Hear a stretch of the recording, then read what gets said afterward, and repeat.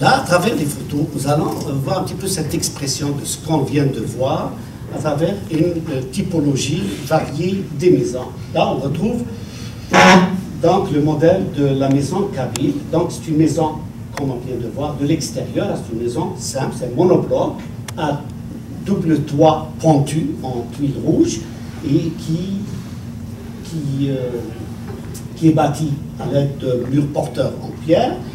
Et donc, comme vous le voyez, avec un certain nombre de petites ouvertures pour laisser pénétrer le minimum de l'éclairage, mais qui sont situées sur la partie supérieure du mur afin de préserver l'intimité de la maison. Nous avons des ouvertures, donc c'est la fameuse porte, et nous avons également des seuils. Les seuils sont des niveaux de transition. Alors, vous avez remarqué il n'y a pas un pointeur. Dans celle de gauche, celle de droite, là, tout à fait à droite, ou même celle du milieu, vous allez voir que le niveau du sol et le niveau de l'ouverture ne sont pas identiques. L'ouverture ou la porte, elle est surélevée, légèrement surélevée par rapport au niveau de la rue.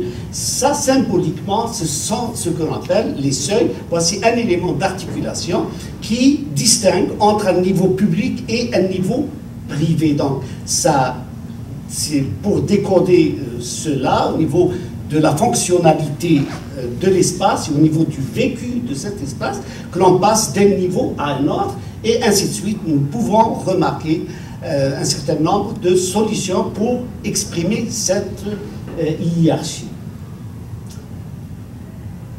Et là, pour la troisième, la toute dernière, c'est elle exprime fortement l'air central, le marah, qui constitue, comme je l'ai expliqué tantôt, l'élément qui regroupe à la fois au centre de la vie familiale et qui constitue aussi l'espace central, qui regroupe non seulement la famille, l'activité domestique, c'est là où on travaille la laine, c'est là où on tisse, c'est là où on procède à toutes les activités familiales, mais également à partir de là que chacune des arkham, qui sont les petites unités individuelles et privées, prennent naissance. Et à partir de là, alors là, si on rentre encore à un niveau d'intimité plus poussé, à l'intérieur du arkham, qui est aussi un niveau de privatisation plus poussé par rapport à la grande famille, donc c'est l'unité individuelle de chaque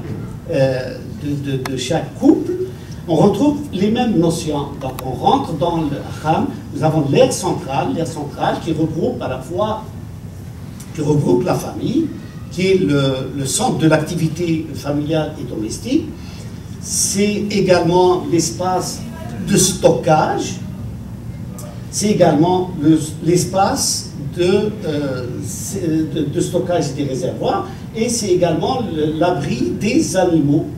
Vous le dites en Kabylie c'est Ad-Dayin, dans Mzab c'est Tazdit, que l'on retrouve pratiquement toujours collé avec la cuisine dans l'espace central.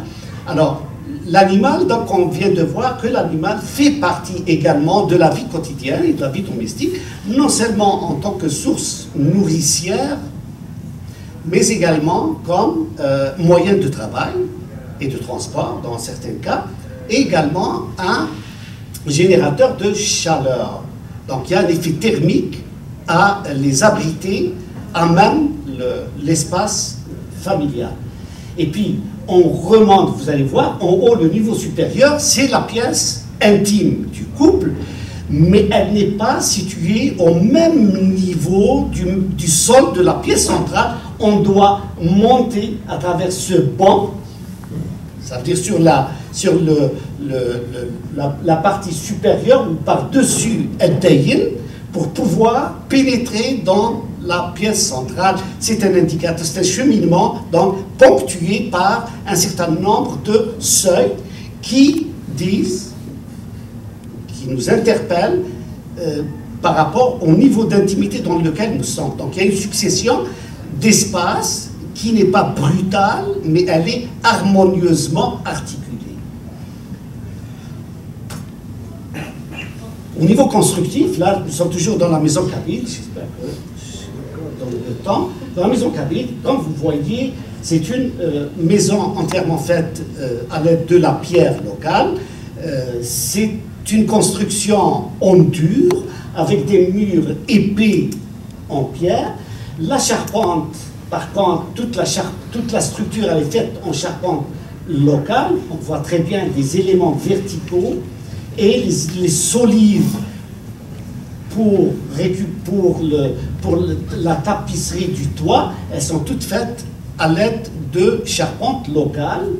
Et le toit, c'est un toit en tuile rouge également issu du milieu local. L'habitation Chaoui, le milieu Chaoui, comme on vient de le voir géographiquement, c'est un milieu qui se trouve à la rencontre des deux atlas, saharien et télien. Donc, dans sa côté orientale, dans la partie orientale, c'est là où les deux atlas se rencontrent. C'est à peu près l'ambiance qui règne entre Batna et Biskra.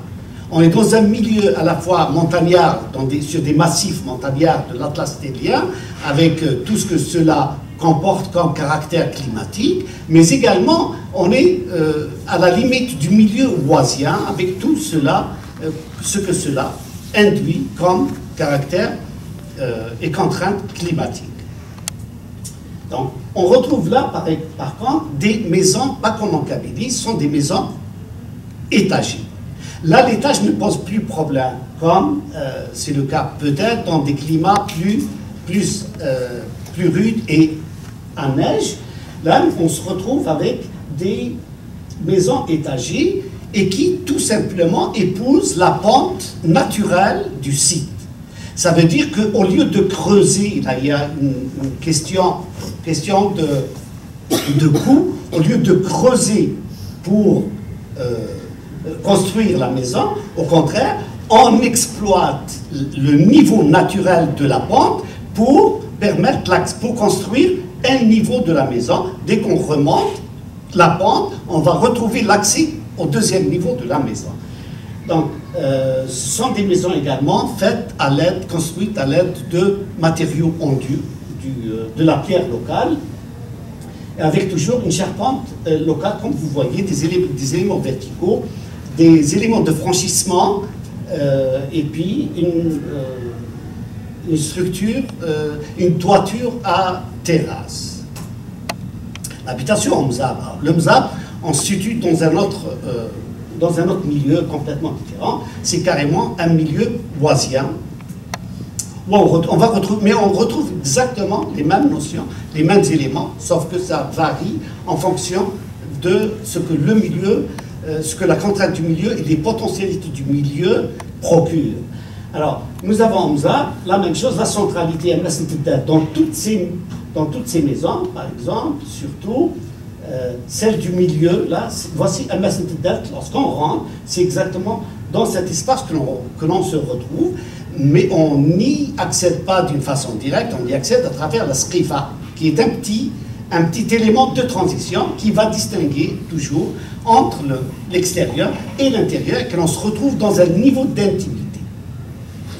Alors, au-delà de ce passage fermé d'ailleurs, qui est fermé à l'œil, mais que l'on doit contourner, on accède à Masjidat, qui est l'espace central. C'est là où la famille se retrouve, c'est là où l'activité domestique se fait, et cette activité, c'est surtout le tissage pour les femmes.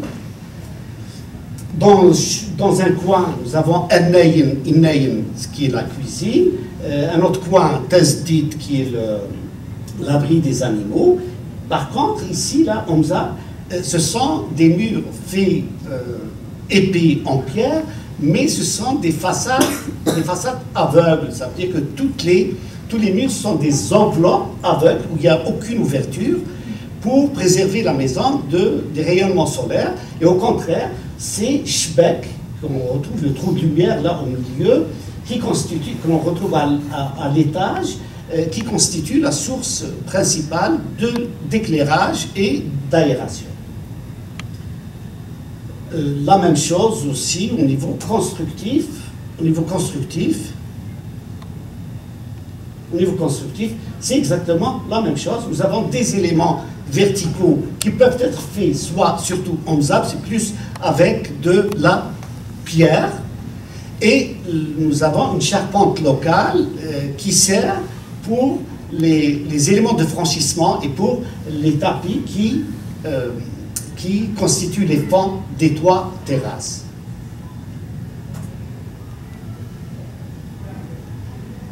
L'habitation ksorienne. Là, on se retrouve avec un autre type qui va varier. Ce sont surtout les milieux oisiens des Amazirs Snata du Sahara. Sont des milieux économiques, géographiquement qui sont situés en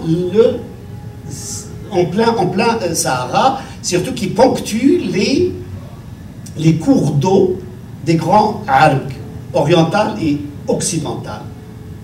Les arcs qui sont ces vallées sablonneuses qui sont disséquées par des cours d'eau. C'est à travers ces cours d'eau ou sur les bords de ces cours d'eau que l'on retrouve un certain nombre d'Uqsur. Donc, l'Uqsur, c'est quoi? Arm, ça ne dit pas plus au niveau de la taille, c'est juste une agglomération de plusieurs habitations. Elle peut avoir un caractère assez élémentaire de type rural, comme elle peut avoir un caractère très développé d'une structure très urbaine. Donc, l'Uqsar ou Arm ne dit pas grand-chose de ce point de vue. Alors, on retrouve donc des Qsur dans ces milieux. Ces milieux, ils sont reconnus par deux choses, par un certain conditionnement climatique. Un certain conditionnement climatique qui est très peu favorable au développement. Il dépend de l'eau. Or, il se trouve que dans ces contrées, nous sommes dans des contrées très avares en matière de ressources hydriques. On s'est toujours demandé d'ailleurs quelle est la raison pourquoi les gens sont allés s'installer dans ces contrées, et on retrouve qu'effectivement, à travers les temps, les gens ont toujours été attirés par le Sahara. Dans mes lectures, la raison principale que les gens veulent habiter ces contrées, c'est la recherche de la paix. Car dans ces contrées, il n'y a que très peu de rivalité, de fastes qui provoquent ou qui risquent de générer de la rivalité. Donc, on retrouve dans ces milieux les Snata du Sahara, dans ces milieux qui sont qui sont reconnus par cette contrainte hydrique et qui sont suspendus dans l'économie. C'est une économie de subsistance qui est conditionnée par la nature et son humeur. Par conséquent, nous avons des Qsur boisiens qui sont des ensembles d'habitations qui ponctuent ces agglomérations boisiennes, mais qui sont très précaires. Ça veut dire qu'ils sont construits à l'aide de matériaux locaux, de la terre locale, et par conséquent, ils sont le plus menacés par la détérioration à l'issue du climat ou des guerres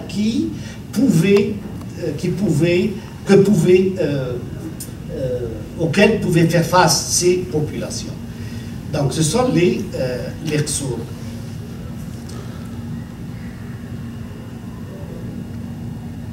Ici, donc, nous avons affaire à quelque chose un ramassis de tout cela. Donc, nous avons une architecture en terre.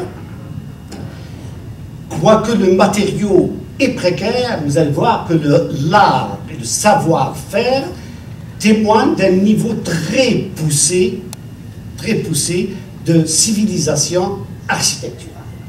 Donc, il y a un très beau style, il y a une harmonie dans la distribution des espaces, dans les ouvertures, comme vous voyez ici, et puis au niveau de la tapisserie, au niveau de la décoration, on voit très bien un niveau très élevé aussi de décoration de toiture, et puis l'usage de la charpente locale, celle du palier essentiellement, avec toujours le trou central.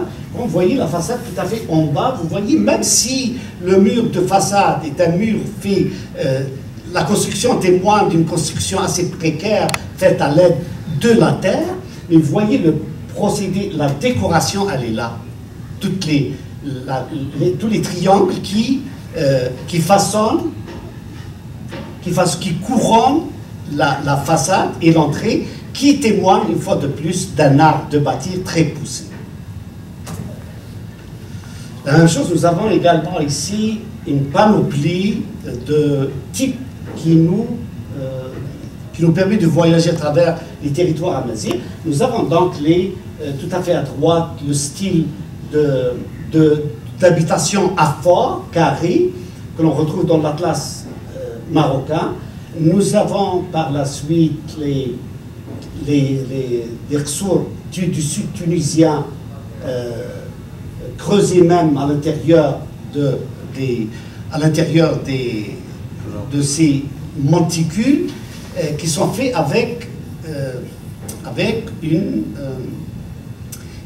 qui sont très frileux, qui ne sont pas durs. Ce n'est pas de la roche calcaire, c'est de la tefza que l'on retrouve dans toute la partie du sud-est du Sahara, qui tend depuis le Maghreb central jusqu'au Maghreb oriental. Tefza, donc, elle permet, c'est une substance à la fois dure, mais très facile à sculpter et à travailler, que l'on retrouve aussi même au Mzab, dans la partie orientale, dans le centre de Grara. Nous avons également un style aussi, l'autre style à toiture à coupole, c'est la région de Rir, la région de l'Oued actuelle, qui est ce qu'on appelle aussi anciennement appelée la région de Rir. C'est une région aussi amazigh qui était reconnue par sa richesse intellectuelle, étant à l'époque un passage très convoité par les savants. Et ça aussi, la solution de la toiture à coupole est une solution adaptée au climat, surtout lorsqu'on se retrouve dans les routes, dans les dépressions, dans les régions de dépression sablonneuse, où la coupole constitue la meilleure solution pour préserver la maison de l'ensablement. Nous avons également ici en bas ces cellules d'abeilles. C'est une vue aérienne d'un sarboisien du côté de Radames, qui est aussi au sud-est, c'est à peu près au sud de la Libye actuelle, qui est aussi très reconnu comme étant l'un des anciens carrefours des routes de l'or, qui fut très prospère, non seulement économiquement parlant, en produits, mais également en intellectuel et en savoir. Maintenant, quelles sont les leçons que l'on peut tirer de cela? Alors, la première, c'est l'harmonie entre l'homme et l'espace. On retrouve qu'il y a une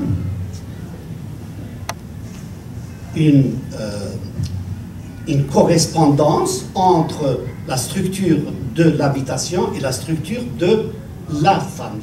Elles sont identiques. Donc, c'est la traduction matérielle, l'habitation est la traduction matérielle de la famille. Donc, elle répond parfaitement à toutes ces exigences, aux fonctions familiales à caractère économique, et elle répond pratiquement à toutes ces exigences et à tout ce que la vie demande. Nous avons également l'enchevêtrement de l'économie de la vie sociale. À cette époque, il y avait une fusion entre l'habitation et la famille. Et la famille, en même temps, elle était elle-même confondue à l'équipe de travail. Donc il y avait cette interférence entre économie, société et espace, en ce sens que la famille elle-même, c'était elle qui gérait l'entreprise familiale. Et chaque membre de la famille, en plus de ses rôles sociaux, assure également, à l'échelle du projet ou de l'équipe de travail, ou de l'entreprise familiale, il assurait un rôle également. ce que l'espace traduit dans son organisation d'une façon parfaite. Ce qu'on peut tirer également comme caractère de ce patrimoine, de ce type de produit architectural, la fonctionnalité. Tout est basé sur l'exigence fonctionnelle, sur l'harmonie. Il n'y a pas de choc, il n'y a pas de conflit d'espace, tout est harmonieusement structuré et articulé. La simplicité, on voit que, vous voyez, on a bien vu, même au niveau des habitations précaires faites avec de la terre, mais le savoir était là. Donc, ce sont des solutions très simples, efficaces, mais qui témoignent également qui témoignent d'un savoir très poussé. L'harmonie espace et milieu, nature et culture, les questions de développement durable, elles sont là au niveau de l'usage des matériaux issus du milieu, au niveau des solutions à la fois d'éclairage, d'aération et du traitement des eaux. Ces trois éléments sont très importants. Ils continuent à nous inspirer et doivent nous inspirer afin de trouver des solutions à des problèmes actuels et modernes. Donc, voici des façons de renforcer le potentiel naturel et au contraire de l'entretenir, car alors le patrimoine commun, ce qu'on retrouve pratiquement, s'articule autour de quoi? Autour de la sécurité alimentaire, autour de la sécurité vestimentaire. Dans toutes les contrées amazighs, ce qu'on retrouve, on retrouve pratiquement le travail de la laine comme étant, depuis l'élevage jusqu'au procédé technique de transformation de la laine, on retrouve tout un art, toute une technologie qui a été bâtie, que l'on retrouve à travers toutes les contrées amazighs. Par conséquent, l'un des éléments communs, on retrouve Asta. Je ne sais pas comment vous l'appelez en kabylie, mais Asta, c'est un élément médian dans ce processus de transformation que l'on retrouve dans toutes ces contrées et qui prend une place très importante, non seulement dans l'économie, mais également dans la mémoire et dans la représentation culturelle et dans la production littéraire. C'est dans les Asta que les femmes se disaient les meilleurs poèmes d'amour. C'est dans les Asta que ces femmes ont été le plus inventives. Et j'aimerais, s'il y a des gens qui sont capables de pousser dans cette piste, de travailler sur la tradition orale par thème, parmi les thèmes, justement, voir un petit peu toute cette littérature issue des Asta. C'est formidable. C'est quelque chose de...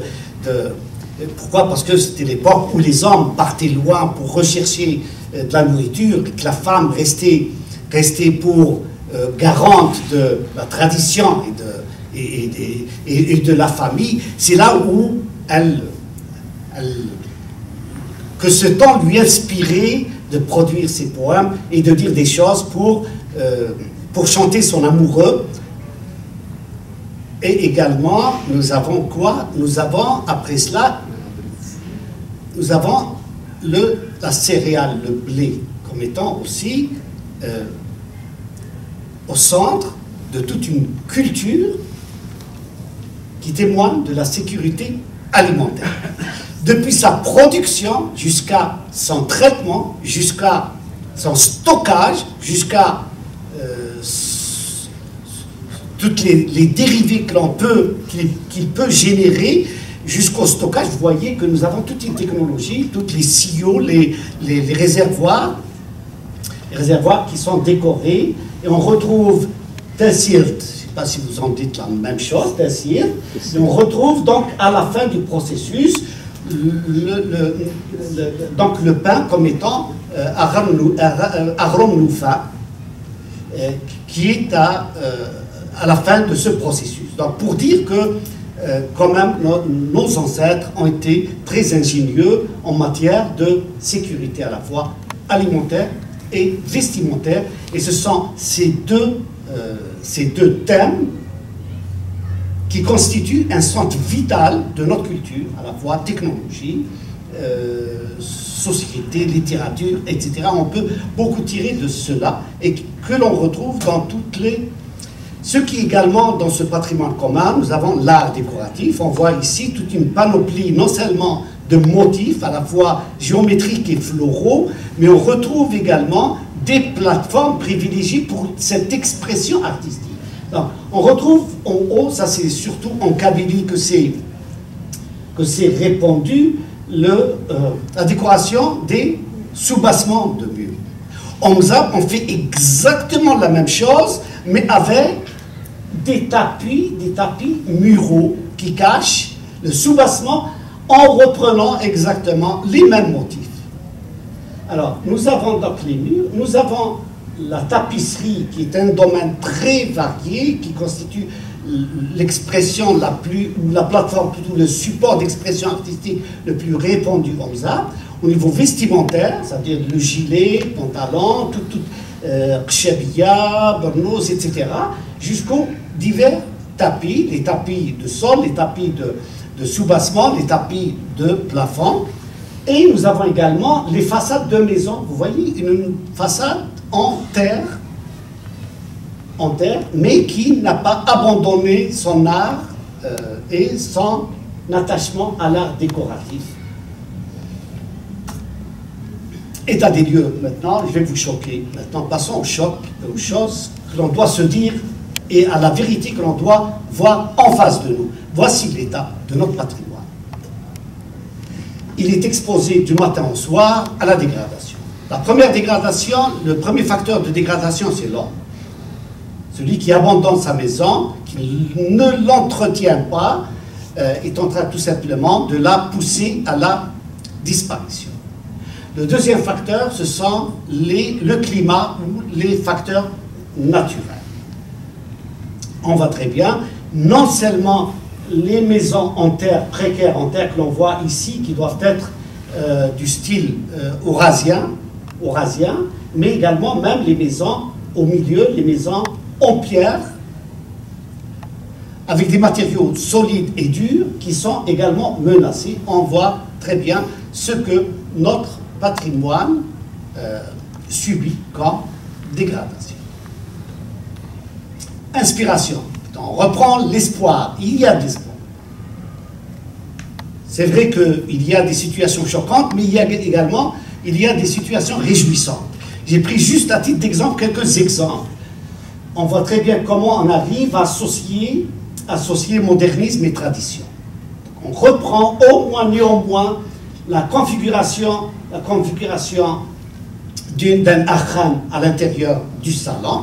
On reprend au moins quelques motifs décoratifs.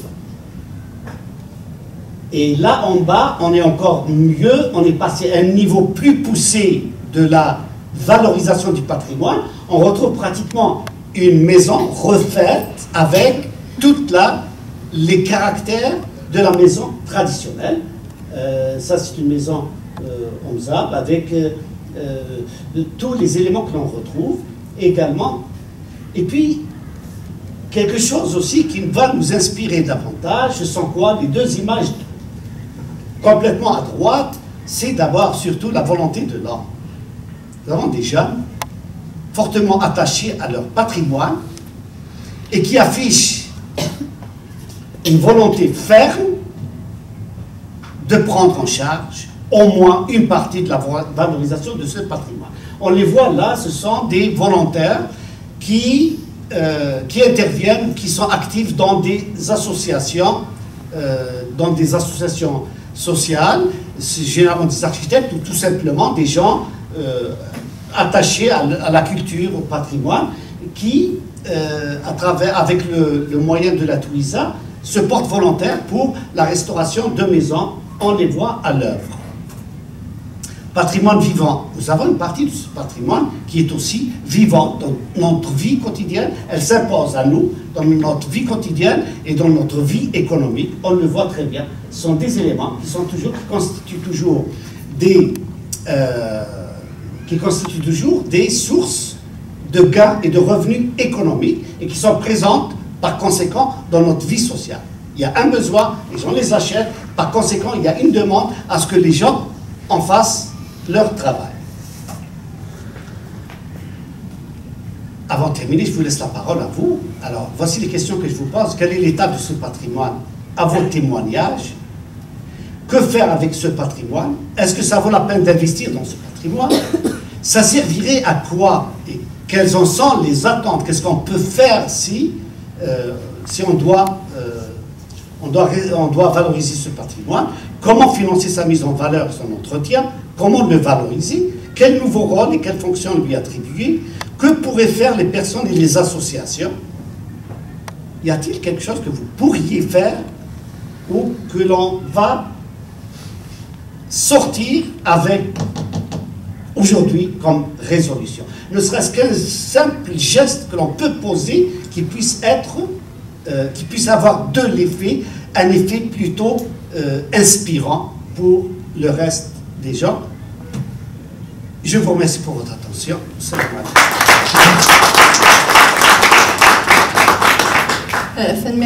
Mas Ben Youssef, je vous remercie beaucoup. Je pense qu'il vient lui-même d'orienter un petit peu les conférences. Donc, on va donner à l'assistance 5 à 10 minutes s'ils ont des questions à poser tout de suite, avant de passer au deuxième volet de notre programme, ou s'ils ont des réponses à apporter à M. Ben Youssef. De Tmezra, il vient évidemment par sa coulée de source, donc il nous vient du Mzab, et il a parfaitement bien réussi à nous communiquer justement cette communauté dans le patrimoine amazir en général, nord-africain, que nous devons célébrer et que nous essayons de célébrer justement dans le cadre du mois amazir de Montréal. Merci. Merci à vous, si vous avez des questions. Merci pour cette belle conférence. Il y a énormément d'éléments qu'on peut s'approprier, en effet. Ma question, par rapport à la formation des architectes ou des urbanistes, quel est l'état des lieux justement à ce niveau-là? Parce que pour se donner des projets, pour répondre aux questions que vous venez de poser à l'assistance, ça prend un certain nombre de compétences, donc il faut probablement penser à la formation universitaire en matière d'architecture, d'urbanisme et tout ça, pour pouvoir répondre à ces questions. Quel est l'état des lieux à ce niveau-là? Merci. Actuellement, je dirais qu'il y a une offre en matière d'enseignement et de formation qui est très satisfaisante. Il y a à peu près, on peut compter au niveau de chaque wilaya, un centre de formation, une école d'architecture ou néanmoins un institut de sciences de la terre ou d'aménagement. En plus de ça, énormément de sites en Algérie sont classés patrimoine historique. Par conséquent, ils bénéficient du support non seulement du ministère privilégié du ministère de la Culture, mais également de l'UNESCO. Donc, dans ce cadre, il y a beaucoup de formations qui se font et beaucoup de stages, beaucoup de support qui est donné. Juste à titre d'exemple, au niveau de l'OPVM, l'Office de préservation de la vallée du Mzab, il y a des formations qui sont données en matière de restauration, non pas aux architectes, mais plutôt aux maçons pour maîtriser les techniques de restauration, utilisation de la charpente, etc. Et un peu partout, il y a un mouvement associatif qui chapeaute, grâce à des programmes d'aide de l'Union européenne, de l'UNESCO, qui chapeaute ce genre d'intervention. C'est pour ça que moi, du point de vue des ressources, surtout des jeunes, et de la volonté, je suis très satisfait. Qu'est-ce qui reste? Peut-être c'est le leadership.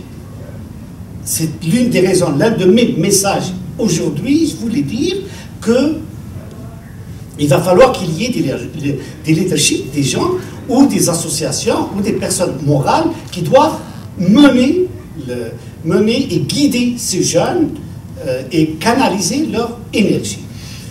Notre problème, c'est qu'on n'arrive pas à se démarquer de la notion de la préservation que nous avons acquise de l'État-providence. Ça a été toujours reconnu dans nos mentalités que la restauration, la valorisation du patrimoine ne touche que le grand bâtiment, la grande mosquée ou le grand village ou je ne sais pas quoi. C'était vraiment la Casbah, comme si le patrimoine était exclusivement limité à ce genre de projet. Or, ces projets, ils sont non seulement coûteux, économique, financièrement parlant, mais ils sont très difficiles du point de vue de leur montage ou de leur organisation technique. C'est le cas de la Casbah, de la vallée du Mzab. Tout ce qui est étatique, gros, n'est pas facilement menable. Or, moi, je veux revenir à autre chose, quelque chose que nous n'avons pas et que l'on doit initier. Et j'aimerais ça que la diaspora puisse en faire partie, notamment la fédération, par exemple. Tout simplement de se réapproprier l'intervention dans le patrimoine par le citoyen ou le groupe de citoyens. Ce n'est pas seulement une affaire d'État. On pourrait, nous, en tant qu'assistants, en tant que groupement de citoyens, commencer déjà tout simplement à acquérir des maisons qui sont abandonnées. En Kabylie, vous êtes tous au courant, par exemple, dans vos villages respectifs, d'une maison qui est abandonnée, qui constitue un litige ou un conflit d'héritiers. Pourquoi ne pas se porter acquéreur au prix que ça prend, et puis de mener une opération non seulement de restauration, mais de valorisation. Ça veut dire que le patrimoine, nous n'avons plus à le restaurer pour le voir seulement, pour sa valeur émotionnelle. Non, non, non, non. Ce n'est plus le musée que l'on cherche à faire du patrimoine. On cherche à plutôt de les réimpliquer dans la dynamique de tous les jours. Ça veut dire, je vois très bien si on arrive à acheter par exemple par-ci, par-là, des petites maisons qui sont vouées à la destruction, et puis qu'un groupe de citoyens, qu'une association s'occupe de l'opération. Il y a de la Twiza, il y a des ressources, il y a des architectes, il y a des jeunes, il y a tout. Et puis il y a des subventions également, et puis de mettre le paquet, de la restaurer. Et si on la restaure, ce n'est pas seulement pour qu'elle devienne un musée que les gens vont la visiter, mais également d'en faire tout simplement peut-être quelque chose d'adapté, d'abriter un centre de formation pour le travail artisanal, et en même temps avec un espace de commercialisation. C'est une façon aussi d'intégrer cela dans le réseau de l'économie sociale pour des femmes démunies qui n'ont pas de formation, qui n'ont pas de ressources, à ce qu'elles fassent leur formation sur place, et puis qu'elles produisent sur place, et qu'elles vendent sur place. Voici une façon aussi et de cette façon, on peut non seulement l'intégrer dans la dynamique sociale et économique, mais également en faire du patrimoine un facteur de développement.